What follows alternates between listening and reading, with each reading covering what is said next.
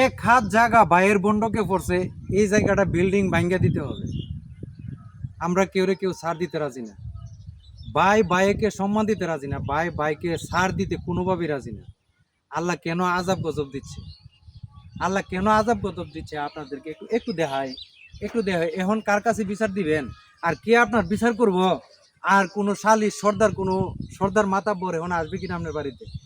আরে ভাই, বাংলাদেশের মধ্যে যে হাজার হাজার হেক্টর জমির ধান একবারে নষ্ট হয়ে গেছে কৃষকের। আপনি যদি একটা জমির ধান কুদ্দুরহানে কাটে আনতেন, মানে একটা মুঠ কাটে আনতেন, আপনি পারলে নিলে কোনো পাবলিক আপনাকে দিলে না। এইগুলা কিন্তু আল্লাহ পরীক্ষা করে। আল্লাহ এগুলা পরীক্ষা করতেছে আপনাদেরকে, আমাকে। কারণ এগুলো আমরা বুঝি না। ভাই ভাইকে ছাড় দিতে রাজি না। আরে ভাই, এক ভাই বিল্ডিং তুলে লাইছে অলরেডি। এখন জায়গা হয়তো ওই সময় ওইভাবে বাট বন্ধক করে নাই। এখন পরে বাট বন্ধক হয়েছে, হয়ে গিয়েছে। এখন ভাইয়ের 1,000 জায়গা বিল্ডিংয়ের ভিতরে পড়ে। এখন ভাইয়ে কইছে তোরে সমপরিমাণ দাম দিয়ে দেই, কিন্তু সে না, দাম নিবে না। বিল্ডিং ভাঙ্গা ওর জায়গা দিতে হবে, বিল্ডিংটা ভাঙ্গা ওর জায়গা দিতে হবে। ভাইয়ের ভাই মানে না। কিন্তু এখন আল্লাহ যেহেতু আযাব গজব দিতেছে, কার উপরে বিচার দিবেন? কার কাছে বিচার দিবেন? কোন নেতা সর্দার মাতাব্বর পারবুনি আপনার বিচার করতে? আমি একটু দেখাই একটা জিনিস আপনাদেরকে, কি হতে হয়েছে। লাখ লাখ লাখ টাকা নষ্ট হয়ে গেছে। মানে যারা ব্যবসা করে, মানে কৃষি হামার দিয়ে ব্যবসা করে, যারা বিভিন্ন ধরনের ব্যবসাতে কিন্তু মানুষ জড়িত। এখন যে হতিটা যে ভাইয়ে রয়েছে, এই যে লক্ষ লক্ষ টাকা কিন্তু চলে গেছে, ও নষ্ট হয়ে গেছে। এই যে বৃষ্টিতে কি কি করছে দেখেন। ওর এই যে এটা হলো একটা শশা হেত, এটা হচ্ছে একটা শশা হেত। এই শশা হেতরা খালি উঠছিল, ফল ধরা শুরু হয়েছিল, ফল ধরা শুরু হয়েছিল। এখন কিন্তু পানির তলে, পানির তলে। আপনি কার কাছে বিচার দিবেন? এখন তো আপনি লাখ টাকা নষ্ট হয়ে গেছে, আপনি কার কাছে বিচার দিবেন? এখন কেউ কাছে বিচার দিতে পারবেন নি। ভাই আমরা কবে বুঝবো? আমরা কবে বুঝবো?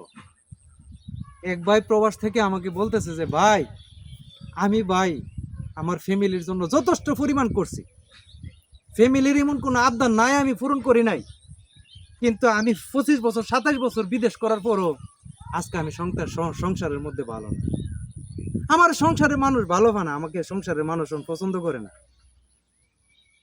আমি এই জীবন কার কার জন্য বিফলে দিলাম? এই জীবন কার জন্য ইয়ে করলাম? এখন দেখেন তো, এই বিচার কার কাছে দিব আমরা? এই বিচার আমরা কার কাছে দিব? আল্লাহ করছে তো, আল্লাহর উপরে ভরসা রাখুন। ঠক জিত নিয়া ভাই, দুনিয়াতে চলতে গেলে ঠকও আছে, জিতও আছে। ওইটা মেনেই চলতে হবে, ওইটা মেনেই চলতে হবে। আর এগুলা যদি আপনি বিশ্বাস না করেন, এই জন্য কিন্তু আযাব গজব হচ্ছে, আযাব গজব হচ্ছে।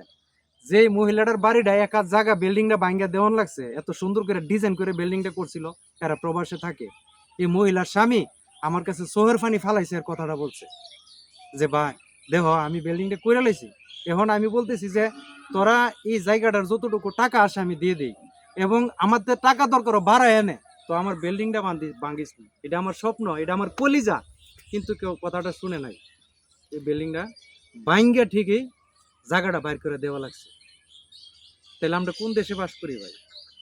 ভাই আমি সবার কাছে অনুরোধ করে বলি ভাই, ভাই ভাই মিল থাকুন, সমাজের কাছে মূল্যায়ন পাবেন।